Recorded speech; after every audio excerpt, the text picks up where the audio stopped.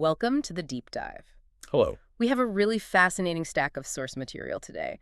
We're pulling from transcripts that cover a complex yet absolutely foundational piece of bioweapons history, starting with Resident Evil, the Darkside Chronicles. What's so interesting here is that this material, it sort of acts as both a greatest hits recap of these, foundational events, Raccoon City, Code Veronica, Right. and it introduces a new canonical bridge mission, Operation Javier. Okay. So our mission really is to extract the key knowledge of how these three storylines intersect and why this specific era is so critical to understanding the bigger picture. And this game, it came out in 2009, but the sources are clear. Oh, it's absolutely official canon. Right. Even if they frame the old stuff as, recollections from Leon's perspective. Which just gives them a little wiggle room, a different viewpoint. But the core facts, the consequences, Yeah. they are locked in. So we're really dissecting the definitive story of Leon Kennedy's transformation, Claire Redfield's whole ordeal, and the reemergence of the T. Veronica virus. That's the one. Okay, let's unpack this. We have to start in September 1998. Raccoon City. Leon Kennedy's famously disastrous first and only day as a police officer. The immediate threat, of course, was the T-virus. Zombies everywhere. A total nightmare scenario. But if you're looking at the strategic importance of this outbreak, the real game changer was what William Birkin created. Absolutely. The T-virus was a mass casualty agent, but the G-virus, that was an evolutionary leap. It wasn't about just infecting a population. No. It was about individual, monstrous mutation and forced reproduction. This is the moment we go from simple zombies to complex bioorganic weapons, BOWs. And these BOWs could adapt. Grotesquely, but they could adapt. Rapidly. The sources are crystal clear on who survived and, more importantly, why those survivors became such central assets. Leon meets Claire Redfield, but his real trial by fire was against that tyrant. Mr. X, the Yeah. T-103 model. Yeah, that thing. And then there's that incredibly messy, complex encounter with the spy, Ada Wong. Leon's relationship with Ada is so significant. I mean, think about it. She shoots him, Right, leaves him for dead. but then she comes back and saves his life.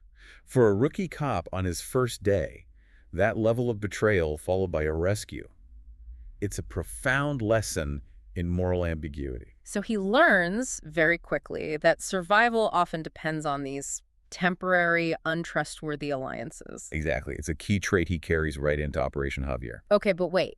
The sources say he trusted her enough to help him track down Chris later on, even after that. He did. That suggests he learned to prioritize the bigger picture, the mission itself, over any personal grievance, which is a huge step in his move from street cop to U.S. government agent. And then there's Sherry Birkin. Just a child. Not just a child survivor. She was the daughter of the G-virus creator, and she was infected. Her mother, Annette Birkin, saved her, though, right? With the vaccine. Just in time. And this is where we need to get a little technical. If the G-virus reaches what's called full seroconversion, the host's consciousness is it's gone, erased. And the only goal becomes mutation and reproduction. Right. Sherry was saved just before that critical point. So why does she matter so much moving forward? Because when the U.S. government found her, they acquired two things. First, an invaluable asset with G-virus antibodies in your system, a living blueprint for immunity. And second, They acquired Leon. Raccoon City wasn't just a disaster for him, it was his involuntary field training. The government agents who rescued them immediately saw how valuable his first-hand experience with BOWs was. he was too valuable to let go. His recruitment was the foundation for everything that came next, for Operation Javier. Okay, so before we jump to that mission in 2002, we need to talk about the other major bioweapon in this story. The T. Veronica virus. This thing is the ultimate example of Umbrella's arrogance, researched independently by the aristocratic Ashford family. A family whose power was already fading, right? Precisely. They started to lose their influence after the mysterious disappearance of Alexander Ashford and the supposed death of his daughter, the child prodigy Alexia.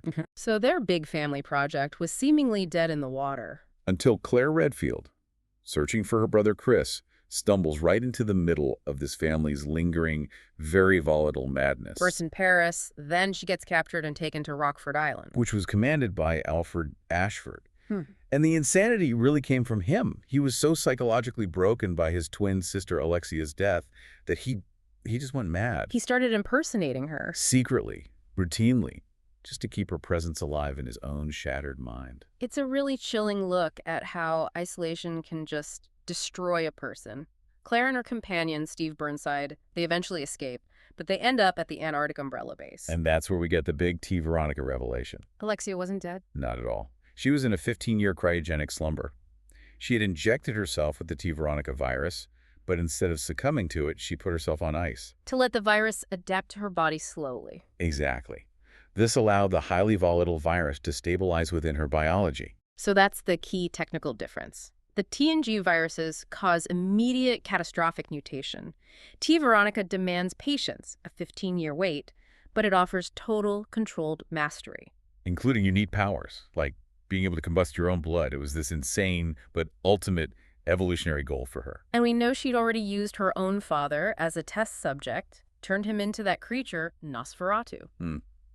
Now, Alexia was eventually defeated, but the story doesn't end there.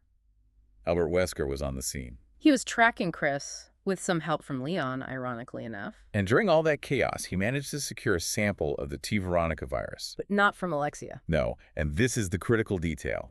He took it directly from the body of Steve Burnside after Alexia had turned him into a T. Veronica creature. Which confirms the virus, now stabilized and incredibly potent, was off the leash. And in the hands of the world's most dangerous bioterrorist financier. So that raises the most important question of all. Who did Wesker sell that sample to? And the answer to that takes us directly to Operation Javier. 4 years after Raccoon City. It's 2002. And new activity emerges in South America.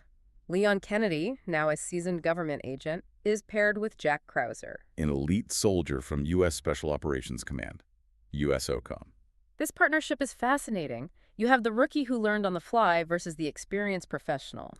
And for Krauser, BOWs were still something of a myth, a bad file folder.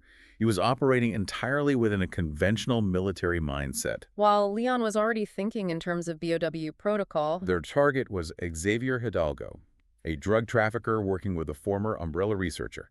The mission was simple: find and eradicate any trace of the virus. Protocol 7600. But the operation goes south immediately. They get to the village of Mixcoatl and find T-virus infections everywhere. Among the villagers, among Javier's private army. The Sacred Serpents. It confirmed Javier had bioweapons, and Leon's past experience was suddenly vital. They get a clue from a guide about a girl who fled Javier's mansion and brought demons to the village. And that's how they find Manuela. She's singing this tragic lullaby to a monster, which they later realize is her own mother, Hilda. Manuela agrees to lead them to Javier's mansion. And this is where the dots connect, right back to Wesker. Javier confronts them and reveals the truth. He bought the T. Veronica virus. As a treatment. As a treatment for Manuela's incurable fatal disease. The same disease that killed her mother. He was just a desperate father trying to save his daughter. But the reality of that desperation, it becomes clear when they explore the mansion. They find a cold chamber. Full of human organs, submerged in preservative liquids. And those organs belong to the 50-plus missing girls from the village. The girls on the flyers they saw earlier. Javier needed them. Think back to Alexia. She needed 15 years in cryosleep to stabilize the virus and keep her mind. Javier didn't have that technology. No. So he tried to stabilize Manuela externally. She needed regular organ transplants over a period of 15 years just to keep her consciousness intact and stop her from turning into a full-blown monster. He became a monster to save his daughter from becoming one, believing this virus, this treatment, was his only option. Which leads right to the final, brutal confrontation. Javier, unwilling to lose Manuela, fuses himself with this massive infected plant. He becomes the Veronica complex. And during that fight, the dynamic between Leon and Krauser just shatters. Krauser's arm is severely wounded by the monster. His capabilities are limited, and the source material really emphasizes this wasn't just a physical wound. It was a massive blow to his identity as an elite soldier. He has to rely on Leon, the former rookie, and Krauser feels useless because his conventional training means nothing here. But then he witnesses something. Manuela, horrified by her father, uses her adapted body, that T. Veronica blood. She can create fire, self-combustion. And she helps Leon fight the monster. Krauser saw firsthand the immense power the virus could grant. It didn't just cure a terminal illness, it gave her abilities that transcended human limits. That had to be a powerful, corrupting moment for him. He saw a solution to his own newfound weakness. Leon defeats Javier, whose mind is completely gone by that point. Manuela is rescued and taken into U.S. government custody, where she remains under strict surveillance. But the lasting consequence of this mission is Krauser's trajectory. His arm never fully healed. He was forced into a medical discharge, a professional death sentence for a soldier like him. The sources are clear. He was seduced by the promise of T. Veronica's power. Desperate to regain the strength he felt he lost. So he defected. He went looking for the man who sold the virus to Javier, determined to get that power for himself. So there it is. We've connected the G virus disaster and the birth of T. Veronica directly to Operation Javier.